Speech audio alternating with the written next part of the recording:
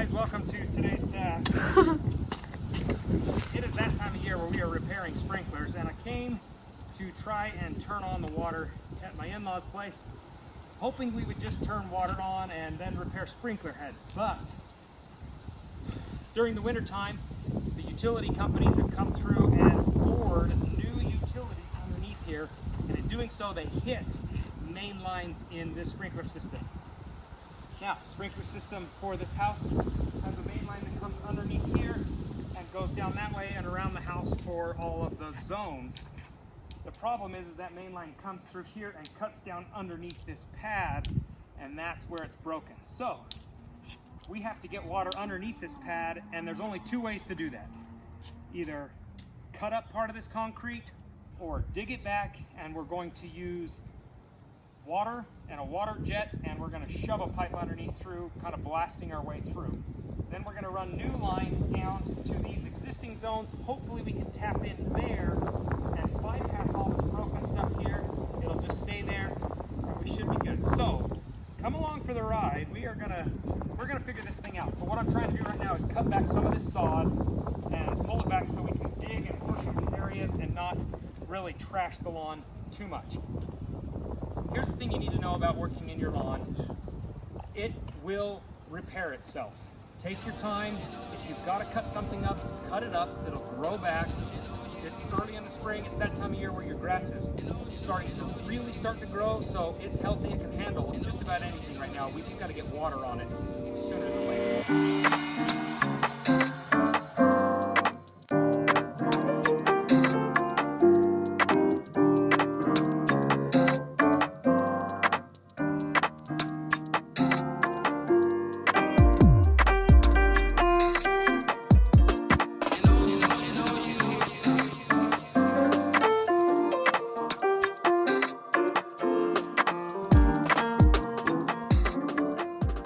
As far as out here goes, I've dug this down to the point where I'm going to get it without getting a pickaxe, and a neighbor is coming and he has a pickaxe. So we're going to chisel that up because we may be taking one of those pipes and jetting it across under here. Then we are going to run our pipe along the side of this driveway here and connect into that pipe. That will in turn feed all the rest of the zones. The only thing we have to do is get back and be able to cap it so that the excess water doesn't shoot back up here and up underneath that. Regardless, we're digging a little bit. If I can't figure that out, we're gonna have to keep extending that pipe all the way back through there over to the next set of zones, which are back over there. So that's where we're at on this. This may take a day or so. Here's where knowing how to do this is gonna save you some money. And I'm showing you because one, it's got to get done, and two, it's good for you to know this. A sprinkler guy is not going to step on this property without billing minimum $75 or $100 an hour, especially this time of year where it's springtime, everybody's turning their sprinklers on. So it can save you a lot of money by knowing how to do it yourself. Now I'm working over in this area. I want to start digging down to see where that pipe is going to go. I'm hoping it's not connecting too far deep in here, but we may be in the same problem. But tip number one is give yourself a wide berth. This box, we know we got to dig all this box up, but the more I can move back and get out of my way, the easier it becomes. In times past when I've done these kind of projects, I've thought I don't want to dig up that much because I don't want to disrupt that much because I don't want that much to repair later on. I will tell you, the repair is easier than trying to work in tight quarters. Give yourself that room. It will go so much further in the repair than having to fix a little more grass or put a little more rock back. I'm telling you right now, just extra room, the more room, the better.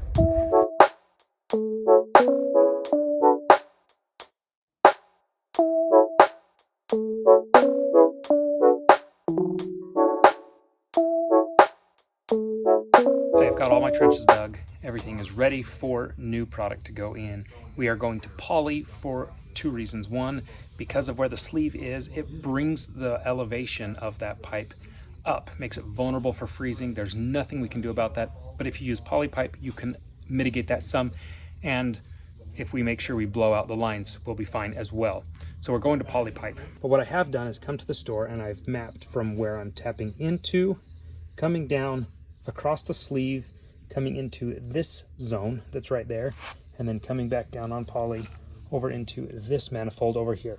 This may not make sense, but I've mapped it out here and I'm putting it together here on the floor so that I don't miss any pieces. The main line comes over through the filter system over here to this hose bib, and then it actually cuts underneath.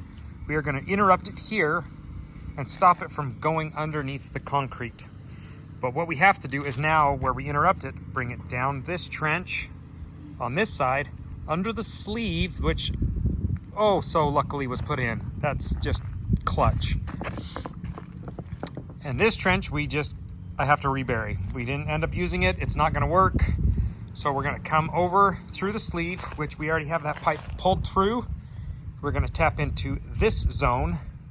Then we're going to go back there and tap into that manifold back there, which I think from then on will feed everything in the backyard. Only worry I have right now is that the main line runs all the way underneath the RV pad strictly, and everything just tees off of it. And I'm really nervous of one thing. This hydrant being on the main line and running back underneath here. So with what I'm doing, I'm going to be interrupting there, and I think those lines will come over and over to those. So I think we should be able to turn everything on, but I'm really worried that by doing what we're doing, this guy will end up offline. If that's the case, that's okay. I will be able to fix that later on, and we'll get a workaround for that. But in the meantime, I can turn on the sprinkler zones and get the lawn watering, because temperatures are rising and things are starting to get warm, and I do not want this lawn to go bad. This lawn has really had to come far from a 2-year ago drought. We're still technically in a drought, but 2 years ago there was a water restriction where you couldn't really water your lawn at all. So everybody's lawn went to pot. So everybody's lawn is looking green and lush again, but it will turn fast if we don't stay ahead of it. So that's the reason I'm doing the work right now, is so that we can get this water on this lawn immediately.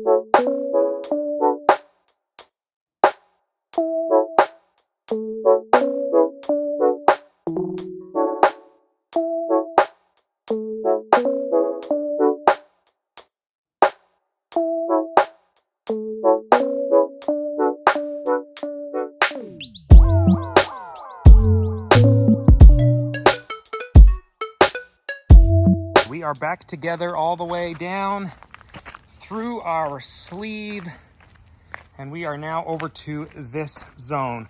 This was an added zone. It is the drip system, so that's why it's kind of out in the middle of nowhere, because it was added later, which is kind of nice because that's what you can do with sprinkler systems. You can add whatever you want later, as long as you know how to really run your main line or set up your main line. But now we're just connecting into this one. So I want to show you really quickly what I do and how I do it with the polypipe. You do not have to have a torch for polypipe, but you are going to fight it the entire time. It is just so much work. Your hands, your grip strength, like you usually don't have that kind of leverage in the trenches. So I recommend using a torch, heating it up, and I recommend pre-cutting them. I've went through and cut all my lines that are going to connect into this PVC pipe, and they're all right there. So I can just have the torch running at one time, go through and quickly stack them together. You'll see. We're going to go ahead and heat up our torch. So turn the gas on. Come on, there we go. Now we're lit. I don't need the flame crazy hot, just warm enough. I'm going to grab my first piece, heat it up. Ooh, that's getting warm. Shove it on. And even then, I could probably heat that one up more. While it's running, I'm going to put the 2 rings on that are going to go on here for this connection and then this next connection. You can put rings on later, but it is a lot more work. So it's better to just try and think through it and get them on now.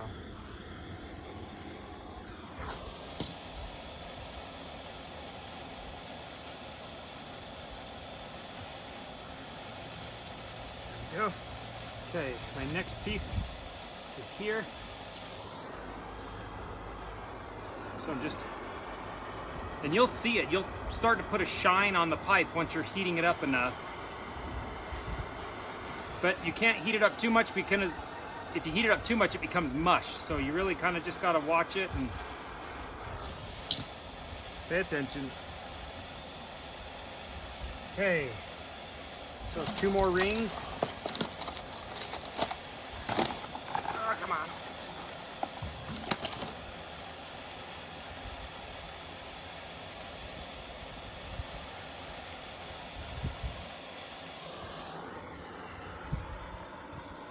Now we're gonna heat this guy up again, this end.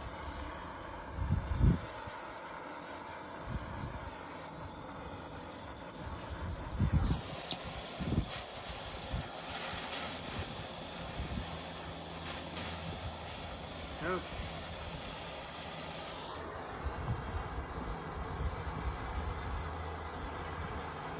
This is the last piece before I go into the PVC pipe, so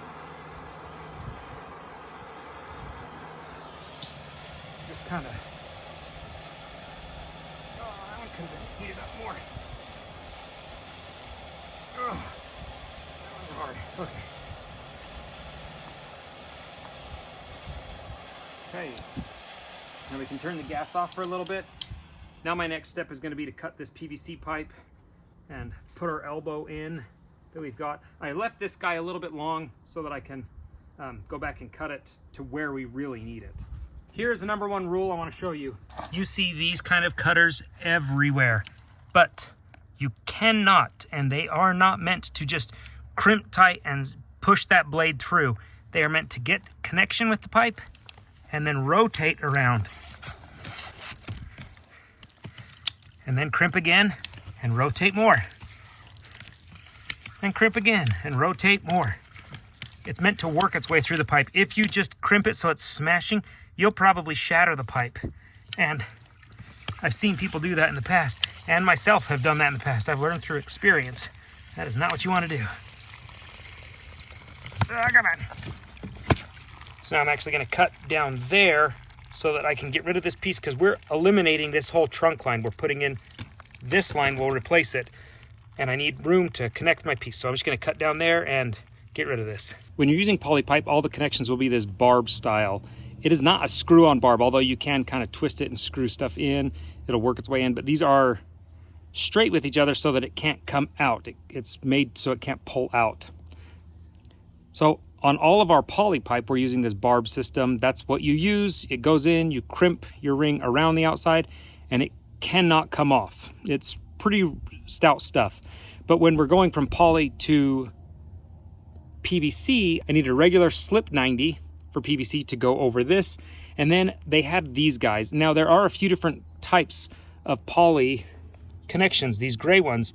And I did ask the guy at the store, are these stronger or weaker than the other ones? And he said, I feel like they're the same. But I do feel like that's a valid question for them, and they would know. I wanted to know if I'm gonna have problems with this one later on, and he said, no, they actually really are strong. So I'm glad I asked at least. And here's a little caveat. In this time of year when it's sprinkler season, avoid the box stores when it comes to sprinkler parts. Go find a plumbing store. Standard Plumbing is a real good one. Sprinkler Worlds, if they've got them. I went to a local store. It's Ewing, but they're actually a national chain. Any of the big chains you can find that aren't box stores. Home Depot and them carry stuff, but it is slightly different, and it doesn't always mount up very well, and it's not always commercial grade. So I prefer going to the actual Standard Plumbing stores.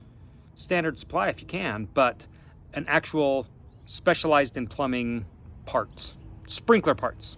I've gone ahead and cut into this last set of zones as well. I'm hoping this connection alone will put me all the way to the backyard, hopefully encompassing that hydrant. If not, we got to figure that out later, but I think this will put me on the map for all of the zones.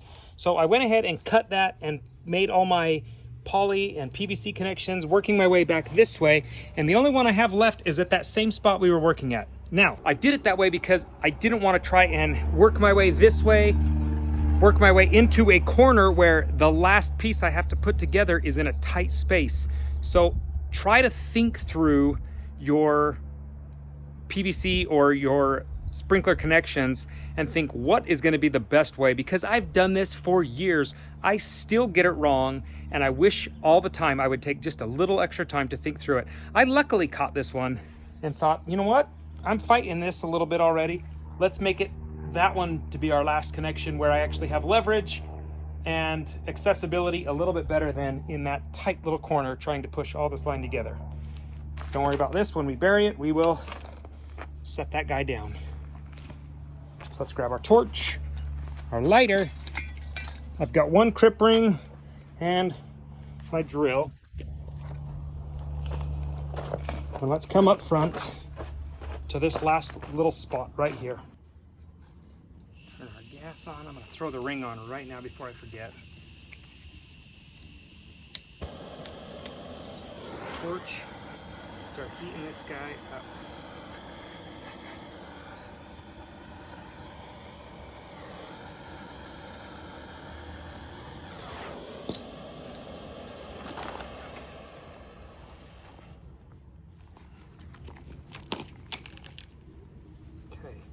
Now, while that is super warm, it's nice to tighten up your crimps, because while that pipe is warm, it's nice to tighten up those crimps because it seats those around that barb just a little bit better. Is it going to be the end of the world if you don't? No, but I think it does help. So now we just gotta kind of shift this stuff around, bury it. But that's our last connection. We should have a whole main trunk line now, so we can actually turn the water back on. Fingers crossed, like fingers so crossed. All right, the trunk line is fixed. It is holding water. I did have to go back and tighten up a couple of those. I was really slow to just crimp down on those things and just go to town, because I know that drill is capable of just shattering those. So it's good to just ease into it and take your time. Don't overdo it, because a crack can hide itself for a long time. So going back and just tensioning them up. Here's the part that I'm probably gonna be a little sad about. Yep. Dang it. So this guy is connected somewhere here and back in that main line. And that really makes me sad. That may be a task for another day. Here's the other caveat, is if those zones, oh, that is such a relief to hear that sound. That means that all of the main zones are going to be on. Everything is up and running, except for that hose bib in the back, which is a casualty for right now. We'll get it up online eventually, but for right now, we just need the water working on the sprinklers, and that is functioning. So I think we're good to start backfilling everything. I've let it sit. I've monitored it for a good little while. You always want to do this so that you're not backfilling prematurely. I've done that for years too, and it is a mistake I've made so many times, and I hate it. So I've learned a lot through trial and error, and a lot of error on my part. So I'm trying to pass that along to you guys. Don't backfill anything until you've secured that it's functioning and working really, really well, and then take the time. Leave it open for a little bit, even a day if you want to. It's not gonna hurt anything.